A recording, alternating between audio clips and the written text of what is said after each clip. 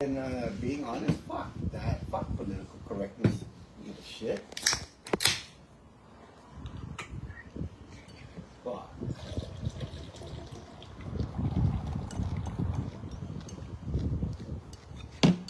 But let me just say, we have our brothers here. And I went live because I'm trying to talk to him, but he has a lot to say, so I'm just going to go live.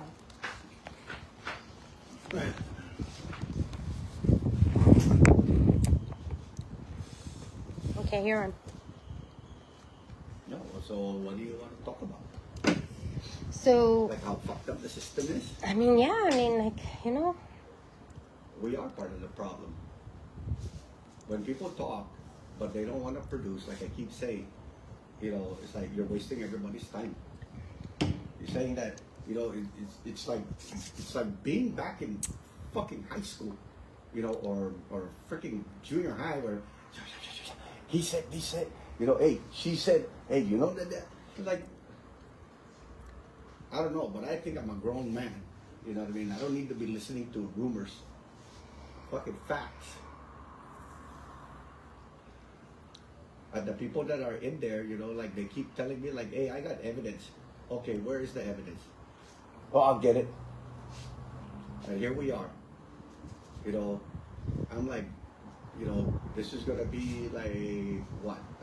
My third time running. You know what I mean? And not once have I ever gotten any kind of evidence. I'm the one that always has to use my 1309 power and whatnot. And even when you do that, the agencies are not gonna give you everything. Of course they won't.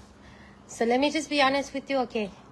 Gone, I'm just gonna say that yes, the difference with you, with a lot of other people, is that you retired in the service and you don't take shit. You don't take crap. So I asked you, hey, do you plan to ever be a governor ever? And you're like, what? You'd rather be out there and try to be a millionaire? And then you said, what? The last thing anybody would want is for you to be governor because of what?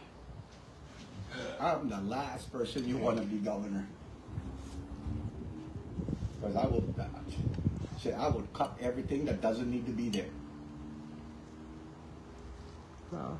I will try my very best to freaking automate as much as I can wherever I can.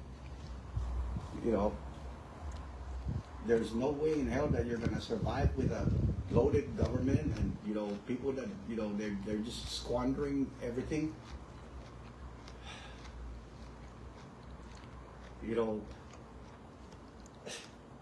It's just ridiculous.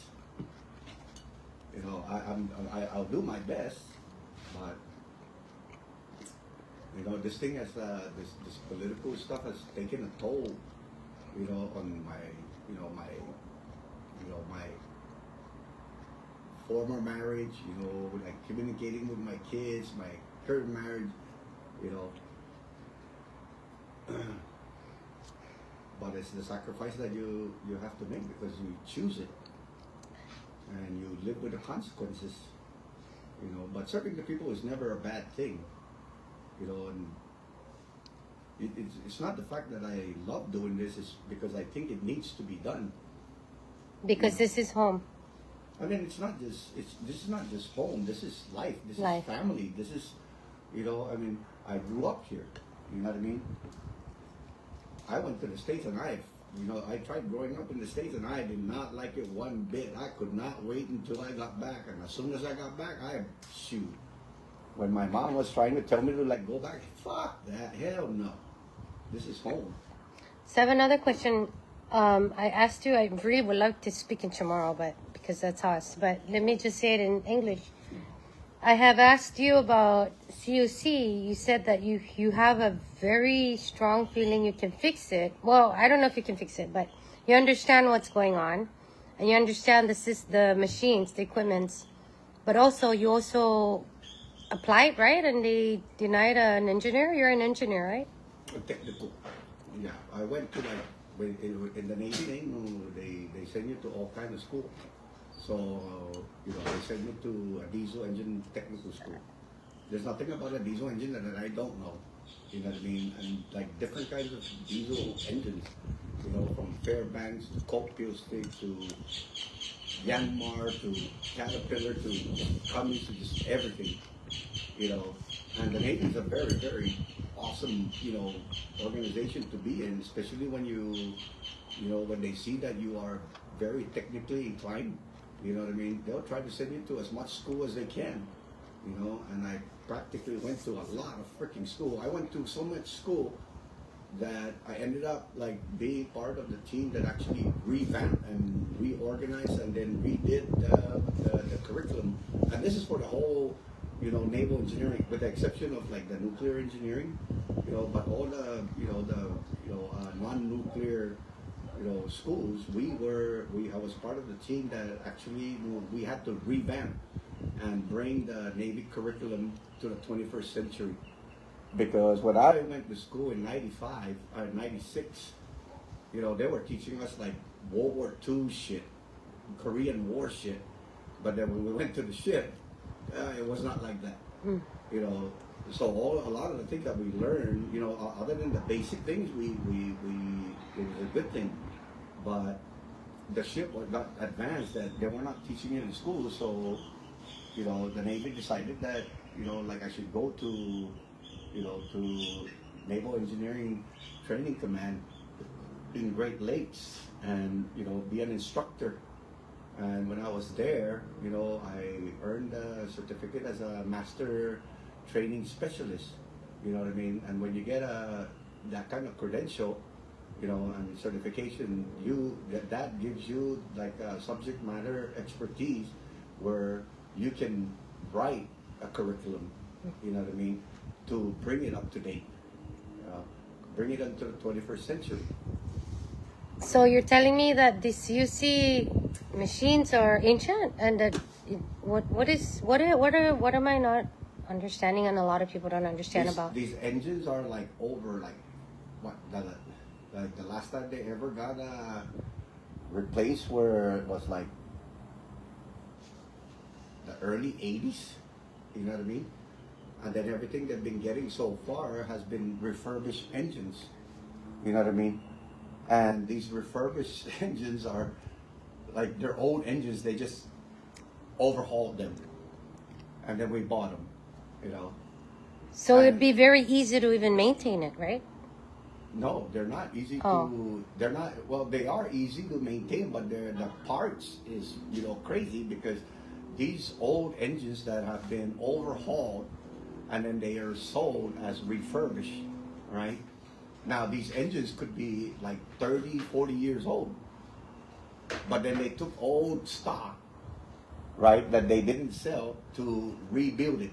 You know what I mean? Change out the cylinders, the cylinder liner, they change out the piston, they change out the piston rings, you know, there's nothing wrong with the crankshaft, you keep the crankshaft, but the bearings and all of that, you just replace it. But that doesn't mean that the parts are readily available, which means that if it's not, they're going to have to fabricate it from scratch, which means it's going to cost a lot more than, you know, if it was a brand new engine with readily available parts, you know what I mean? To make a, you know, like one of the schools that I went to in the Navy is machinist, and they'll give you a block of, you know, aluminum, and you have to make a part out of that block of aluminum from scratch. They'll give you all the specs, the specifications that you need, you know what I mean? And then you make the part, you know. So, and then a mechanic once told me that, even a not mechanic, said, you know, if your dryer and your washer's old, it's going to cost you more money with CUC billing. And another mechanic says, or a mechanic said, when an engine is very old, then it's going to cost more, it's going to pull more power. Doesn't that apply with CUC machines? Not necessarily. It depends on the condition of the equipment. So, whenever we do like in the Navy, right? We always go through this thing they call a DEI inspection. A DEI inspection, the DEI stands for diesel engine inspection, and it's critical that you do that, right? Because a lot of the Navy ships are diesel engine, diesel propulsion, you know, with diesel power plants. No, so you have to keep those engines in tip-top shape. If you don't keep that engine in tip-top shape, you lose the power. Like all the fuel that it consumes, you want to reach, maximum amount of power for the amount of fuel that you're giving it. And if it's not doing that, then that means you're wasting it. And when you're wasting it, it costs money. So the CUC engines, if it's not burning the fuel that is going into the cylinder to create power, you're wasting that fuel. Yeah. It's so I mean, this is my home. I feel like I said before when I got interviewed, is just as an artist, I told him, I said, because this is my home. I go out there at different times, even midnight, 1 o'clock, 3 in the morning, because I want to know what's going on around home. When I go to the Northern Islands, I do that just because I want to know what's happening. I mean, whatever it is that is Mariana's, I'm curious about it. So I'm only bringing that up because that's my version of home. Your version is we are actually governed, right? So we would like things to run correctly. What was that? Let's say we have a system that's here. So we need to run it the right way. So it will benefit everybody. But it doesn't look like it's happening. And it doesn't have to be this administration. It's been happening forever with all the past administrations. So I think, what is the main problem that we can fix now? Remember when we first became a Commonwealth, right? There was a lot of money that was pumped into the CNMI, And I remember Uncle Picteno was the governor. That time was the second governor, right? He did right by, that money that was coming in, he was actually spending it on like building the economy. You know what I mean? Like really building the economy, which he did, right? And, everybody was, thriving. Everybody had a seat at the table. Everybody was sharing the wealth. You know what I mean? We had local businesses. I remember back in the day when he was governor, we had local people that actually owned the grocery stores. They owned the mechanic shop. They owned the construction companies. They owned the farms. You know what I mean? But the problem, when you got money, you spoil the kids. When you spoil the kids, you're not teaching them like discipline, like hard work and determination to keep the business going. You know what I mean?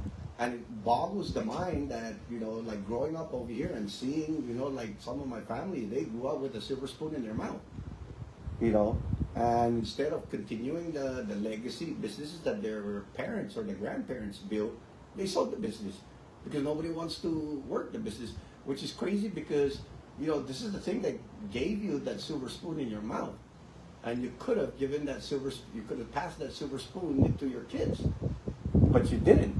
You sold it, and you squandered the wealth that you were given. Because like the parents, like they had no choice. They were getting old. They cannot be running the business forever, So they were hoping that their kids would take over, but it didn't happen. So what did they do? They either shut down or they sold it. And here we are now complaining that, why are all the grocery stores owned by, foreigners? Why are all the construction companies owned by foreigners? Why is all the auto shops are owned by foreigners? Because we didn't want to take over. And it is true, running a business is not easy. It's not easy by no means. But, our forefathers did it, our mothers did it, our grandparents did it, but because they got spoiled. So let me ask you another one. That there was a housemaid, there was a yard worker, landscaper, there was a farmer, there was a fisherman. While all the kids were like, like I got a car, I'm gonna go party and all of that. Aircon. Right. Man, I remember growing up, we had to wash our, living in a farm, we had to wash our own clothes by hand. We had to go feed the animals, take care of the farm. So in this modern days, it's not like that anymore. So No, it's not. how can we utilize what it is already now? Roll your sleeves up, tie your boots, tighten your belt, and get out there and, start taking it back. And if you wish to just join the service, right, it's the same thing. Tie your boots, do your stuff. Why not do it now? Yes. What? The mindset has to change. You cannot be complaining why foreigners are having all of these good jobs or having all of these good business. You know what I mean? You cannot blame them. A lot of these foreigners, they come from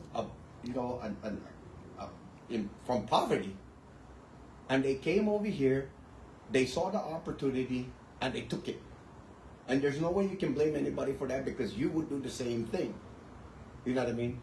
Imagine like somebody that can, they work all day, you know what I mean? They come home late at night and then they wake up the next day and do it all over again. That's how it was. Back in the day, shit. We had to wake up like 5 o'clock in the morning before the sun even comes up and get ready. Because as soon as that sun comes up, your ass is out there in the farm. You know what I mean? And then when it's time, like an hour, or half an hour before school, yeah, go to the house, start fixing yourself, go to school. After school, come home, get your work clothes on and go pasto the guaca and feed the baboy and the chicken and go up to the farm. That's the reason why, it's awesome to see somebody like Joten, no, that their kids are disciplined. You know what I mean? They have to go out there and still work. You know what I mean? And they're running the legacy business. You know what I mean?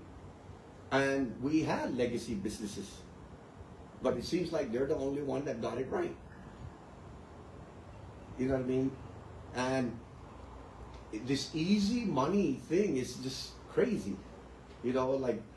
We were booming and people were becoming millionaires overnight. But instead of investing that money, we're going to get a house in the States, sell everything in Saipan, go to the States, spend all that money not knowing how to invest it. Next thing you know, they run out of money and then they come back over here and then they start renting their own land. That's crazy. There's also something I was thinking about. It's like, let's just say, for example, I have my own place. I got tired. I got really tired, and I did exactly what you said. Then I leave, and then now, just a luxury mindset, right? We're not thinking like the people that are here, trying to make it a home and live that cultural lifestyle where it's okay to be a farmer, it's okay to be this and that. There's but when you nothing reach wrong with an honest living, right? So when you're used to this lifestyle where you're out there and this and this, and then you're just like, you know what? I just want to sell my land and I don't want to go back home anymore and stuff. I think it's kind of unfair for you to just think that, okay, we're done. Let's just, for example, Article 12, Never mind the Article 12, because for me, I don't want to go home anymore. Let's just do this with Article 12 and so we can profit. I mean, I don't know. And then some people say, might as well. Right. Be very careful what you ask for about Article 12, because that is the only thing that's keeping us alive. That's the only thing that's putting the local people with a roof over their head. But people have to understand this, all around the world, right? All around the world, wars happen. Okay, wars happen not because of political, agenda or whatever. No, they want land, and they want what's on that land. They don't go to war for shits and giggles. They want that land because they got something, and when they get that something, they know that it'll benefit them economically. So, land is very, very precious. It is the one thing that, you know, like that for us here in the Sinamay, you do not want to lose that land. Even if it's a small plot of land, but you'd be surprised how a small plot of land could actually feed you, clothe you, house you. You know what I mean? Send your kids to school if you do it right. If you do it right. But if you lose that land, where are you going to stay? You have to go to, you're going to have to go out and rent. That takes away money from you to provide to your kids and to also provide for yourself, because that's just like an extra cost that you have to pay. And God forbid, and you know, God, you know, I hope to God that you don't lose your job, because when you lose your job, how are you going to pay rent? How are you going to pay your utility? You know what I mean? How are you going to buy your food? You know what I mean? But if you have land, you don't have to have a job. Your job is your land. Take care of your land. Let your land feed you. You know, clothe you, house you. And this is what I also think, adding to that, is people come here and they say they never want to leave, right? And the reason for that is because they see that the people are humble.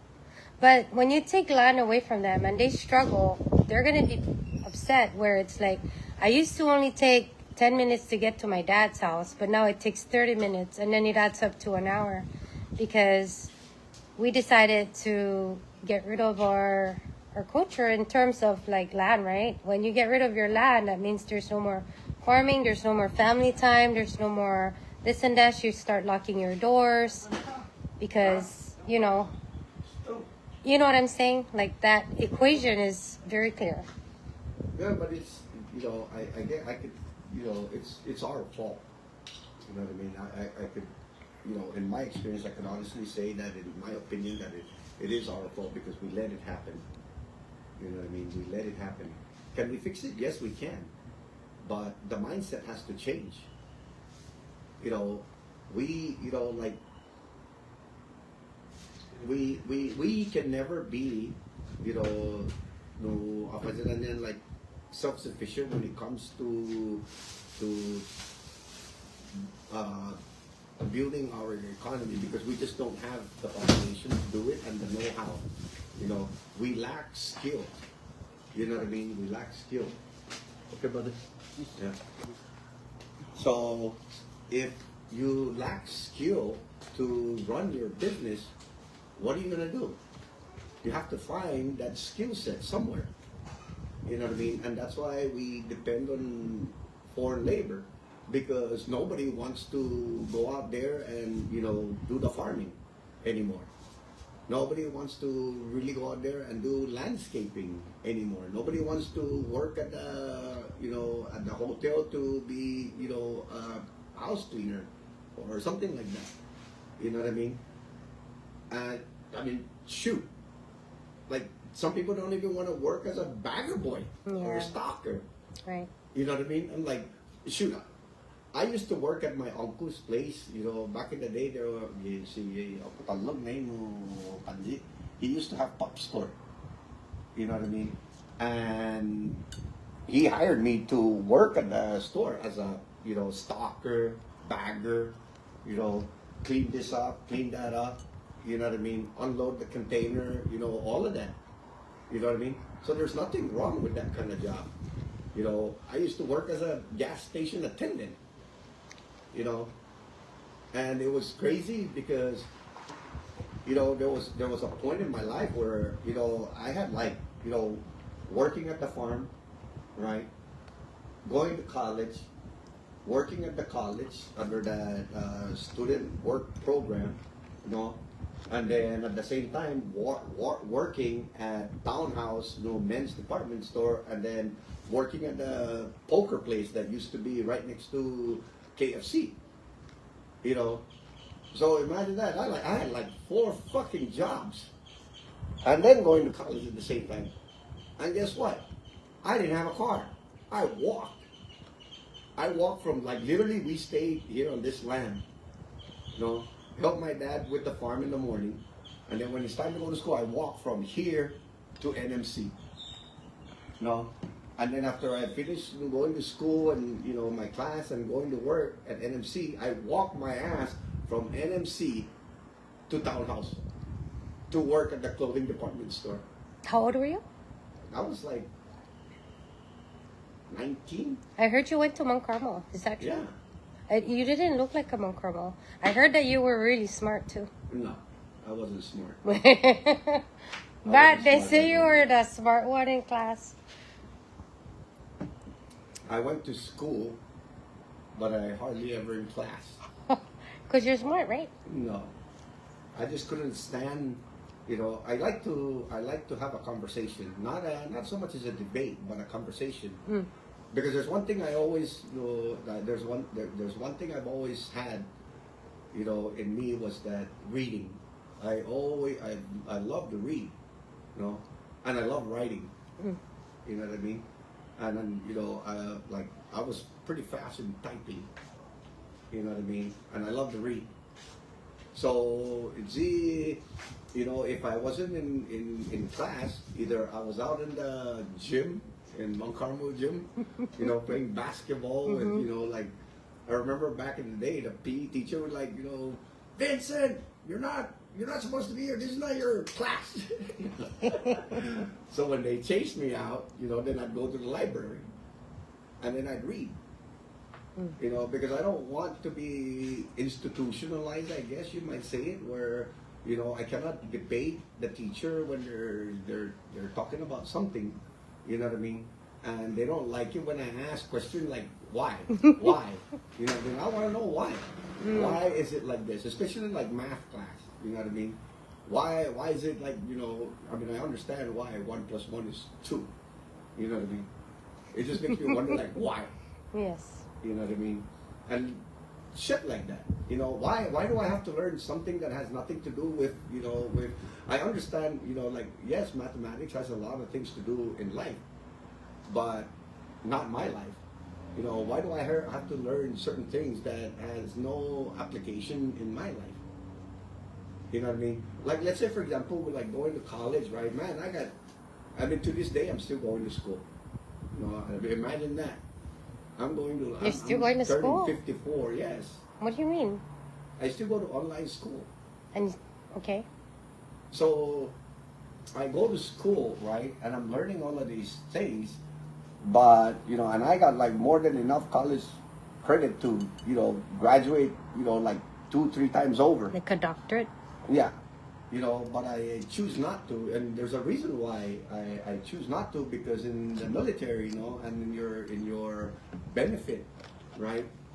Once you get an AA, you cannot have another AA. You know what I mean? Once you have a BA, you cannot get another BA. Once you get a master's degree, you cannot get another master's degree. So they'll stop paying for your school. You know what I mean? So why in the world would I sacrifice 22 years of my life, you know what I mean, just to be limited on what I can do with the educational benefit that I have? Fuck that. The funding, right? Yes. So I'm like, nope, I'm not going to put in my paperwork to graduate. I'm just going to keep going to school. And even my license, you know what I mean, I have to renew my license to teach, every 5 years. You know what I mean? And I do it every 5 years, because I know that times change. The laws, the federal law changes, federal regulations, rules, they all change. And in order for you to keep up with your credential, with your license, you have to, go back to school to recertify, so that you can learn the changes that has occurred, so that when you teach, you're not teaching old shit. You know what I mean? And that's the good thing about having a license and a certification, especially when it requires you to recertify, you know what I mean, or to renew your license. Because it shows you that technology changes. You know what I mean? The rules change, the laws change, regulations change. So you have to keep up with that. You know what I mean? But once you graduate college, you graduate college. But that doesn't say that you have to keep going to school to keep renewing your license or anything like that. You know what I mean? So that's the reason why, like, I don't try to, to get my degree, because it kind of like defeats the purpose of me being, a lifelong learner. Yeah. You know what I mean?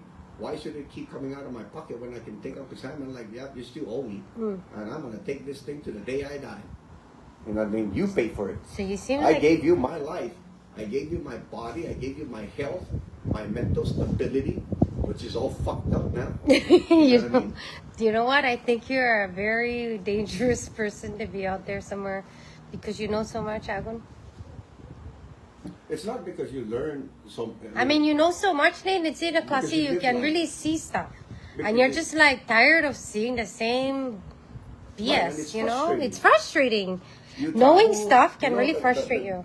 You know, one of the greatest things in the Navy, right, is the travel. The travel is amazing. I've been to countries that I never even thought in my younger Exist. years. I've never even heard of some of these countries growing up, but I was there. You know what I mean? And it's a beautiful thing to see the world. Granted that it hurts because you see a lot of fucked up shit, but at the same time, I've seen a lot of good stuff, and that's what makes me upset and makes me sad. And pinipiki sa nalun eh. If you've seen all of these things, and it's like, we could be that. Yes. You know what I mean? Okay. We could be that way. Why can we not be that way? Right. It's because of the mindset. You know what I mean? People like complain about shit, but when you tell them, they're like, okay, then strap your boots, tighten your belt, and roll up your sleeve, and let's fix it. No, because I don't want to hurt somebody's feelings. The fuck?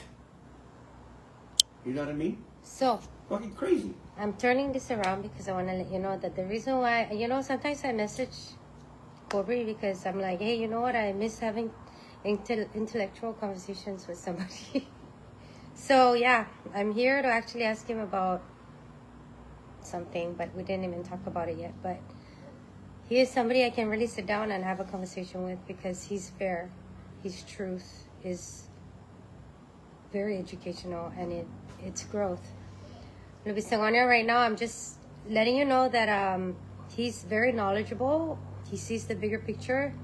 For a person like myself too, sometimes, I don't know if you guys ever played Farmville, where you want to fix problems. Yeah, we have that kind of mindset. So anyway, he sees the big picture. Going back to him. It's back. It's the mindset, and you know what's so beautiful about our island, no?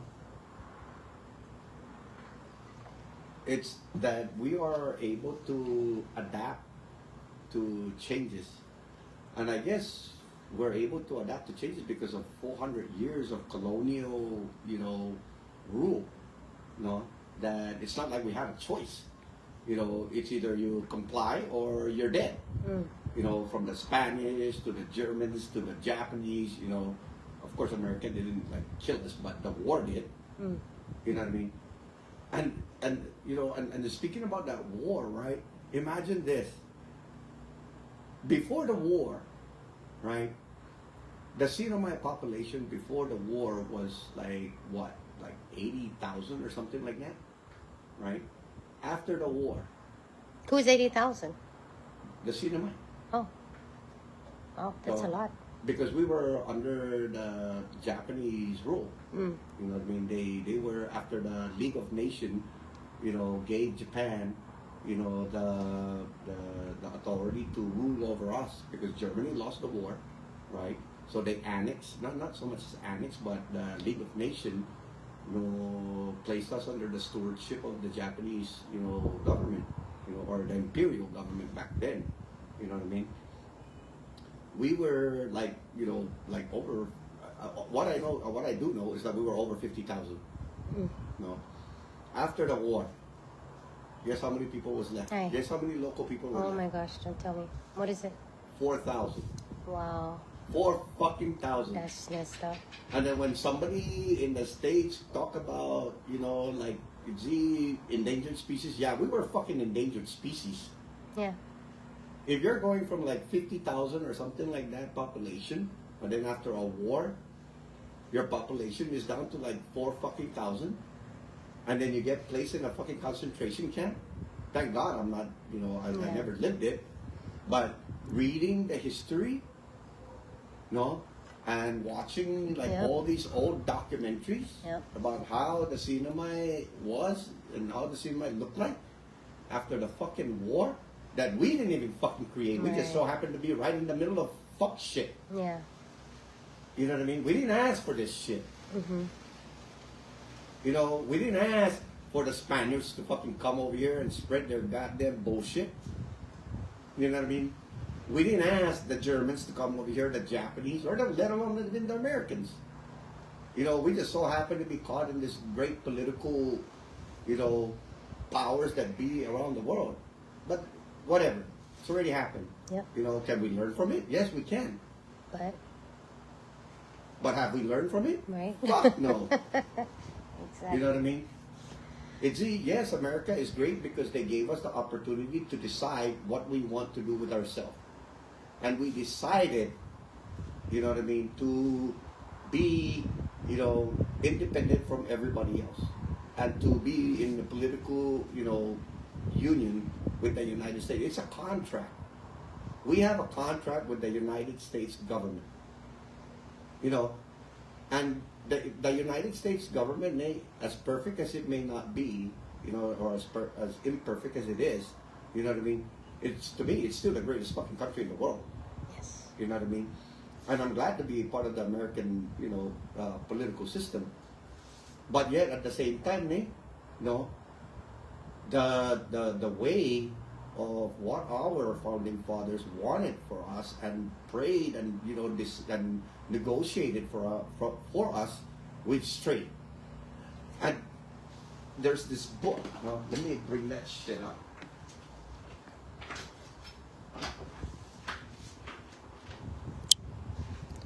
Oh, he's very fast.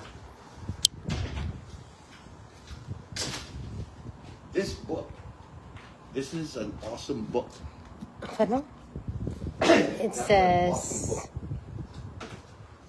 an honorable accord. Turn me into that. Ozzy. Dang. And I gotta give a shout out to her because she's awesome. She Mom Pat, Auntie Pat Rosa. When I was running, the first time I was running for Congress, I was like green in the ears and just very hopeful. That we could make change. Good change, positive change. And Auntie Pat was telling me about your Uncle Scott. He was one of the members of the of the covenant, the second round, I guess. Not the first members, but the second round he was there. You know what I mean? And Uncle Scott, man, I wish I had, like more time with him, because I believe that he would have taught me a lot more things. But be that as it may, I wasn't here, I was in the service, But I believe that man, Uncle Scott was, he wanted the best. Granted that, he had some issues, but that's beside the point. But he did love the CNMI, and he did love, fighting and, debating and whatnot. But who doesn't? You know what I mean? Who doesn't that wants to make the CNMI great? You know what I mean? I mean, that's the only reason why I'm here is because I want to make our place great. You know what I mean? Like, seeing the world gives you like that outside perspective where, you know what I mean? Like, you see all of these different governments in the world, different cultures, and everything like that. And you come back home and they're like, man, what they had would be great over here. And this book foretold what was going to happen to us if we fuck shit up. And sure enough, everything in this book that said that, you know, if the government turns into a, you know, first employment, you know, everything would be screwed up. And that's exactly what happened. You know that even this book also told us that we had the opportunity, you know, or we have the opportunity to be like the digital hub of the Pacific. Remember that? That's like in 1970 when these guys were talking about that. We could have been the financial hub in the Pacific. We could have been the technological hub in the Pacific. You know what I mean? We could have been a lot of things on what our forefathers and, you know, see, what's his name, this guy? Howard Williams. You know what I mean? Mm-hmm. We could have been, you know, a lot of things, a lot of great things. You know, but we missed the boat. We missed the boat. We missed that boat. We're done. I wouldn't say that we're done because we could still salvage some stuff, you know, some things, you know what I mean? But if this self-interest keeps rearing its head, you know what I mean? And this mentality where I am privileged, you ain't privileged shit. There it is. The only privilege you got is like you're you know, you have the you know, you're from here. Other than that, you don't. The only thing you deserve is what you work for.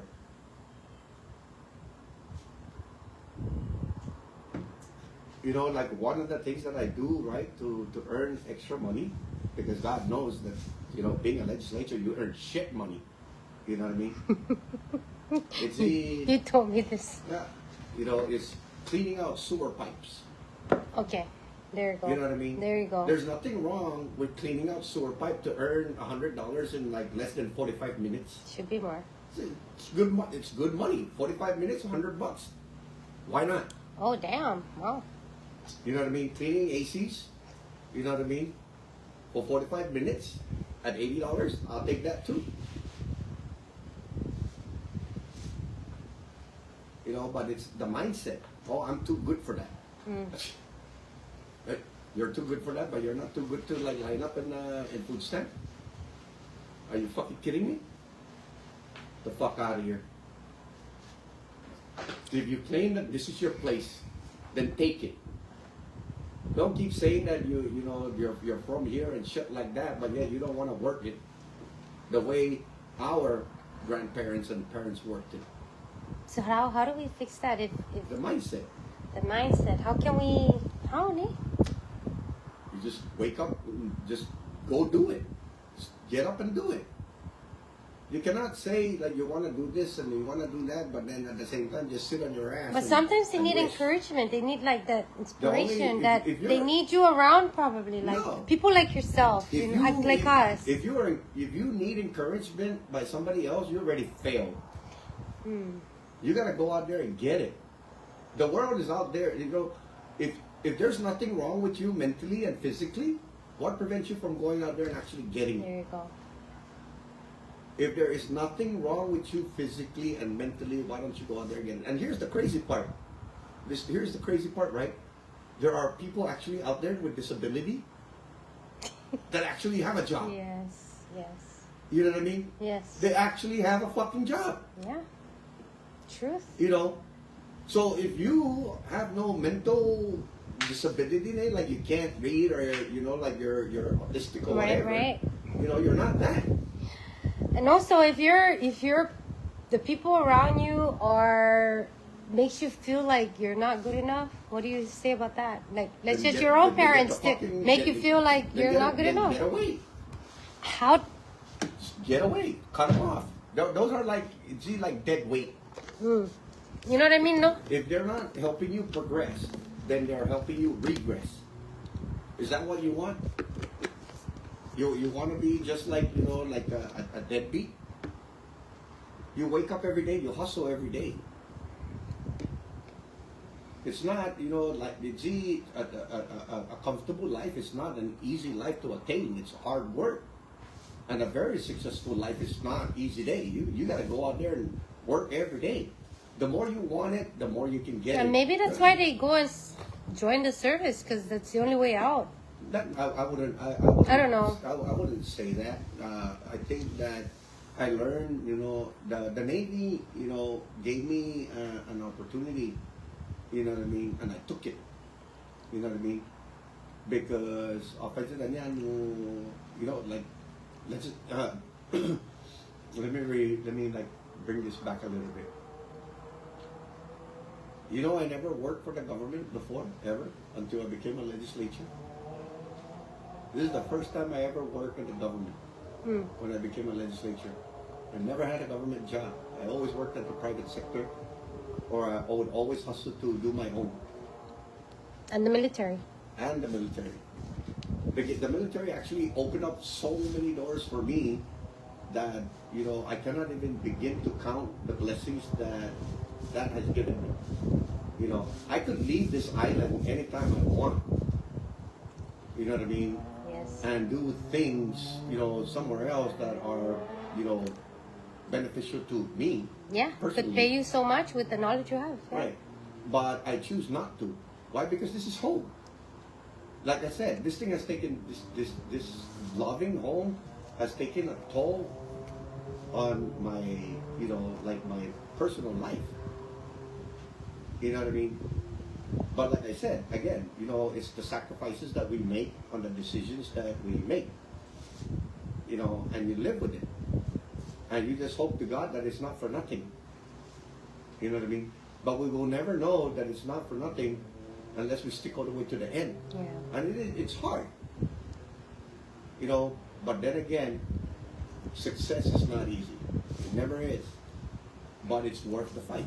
The most craziest thing that I want to say, because I'm at 10% for my phone, is this nepotism is just killing us, honestly. Sorry, Yeah. but it's everywhere. I mean, it's crazy everywhere in the world, but man, really, honest to goodness, It's more rampant here. it's freaking, You oh have my people God. in a position that don't know what the fuck they're doing, other than to run shit into the ground. What did you say about hurting people's feelings? What is it again? When you don't speak up, and because you don't want to hurt someone's feelings, and then You are part of the problem. part of the problem, and then now that you're affected by the problem and you're in trouble, you start speaking up when it's, Right. I think I It remember affected you saying that. So you keep you don't want to say anything, but you say something. Oh, No. thanks, But my then, sister. at the end of the day, okay, thank you. That's the sister, See, Chris. you keep complaining, but you don't want to do anything about it. You know what I mean? It's like, fuck. Do I have a fucking scratch record that it just keeps repeating itself? Right. At some point, you're just gonna be like, you know what? I'm just tired of hearing your bullshit. Right, It's either you deliver something or you don't. right. In reality, man, honestly, if we were just sitting here as siblings, as a family, we would speak like this. So, we don't have to wait for that. Some people say, why you say that? Why you post that? I'm like, dude, I say it as if we're sitting together. And if you don't like the conversation, there's another table in the party. Yes. This is a party right here. This Facebook is a party. You choose what table to sit on and entertain. If you don't like it, they call it If they scroll. don't like to hear the truth, then so be it. Good. Better than tambayan? Dude, I've been eating so much kangkong. No, better than tambayan. Anyway, guys, I'm gonna shut it down because it's taparamate bateria. Thank you for the food. Well, thank you. Corbry, honest to goodness, I came here to speak about micronutrient renewable energy, but we can have that in another life. I don't know, but I need to talk to him about it. That other shit show. I shoot, man. Thank you, guys. Bye.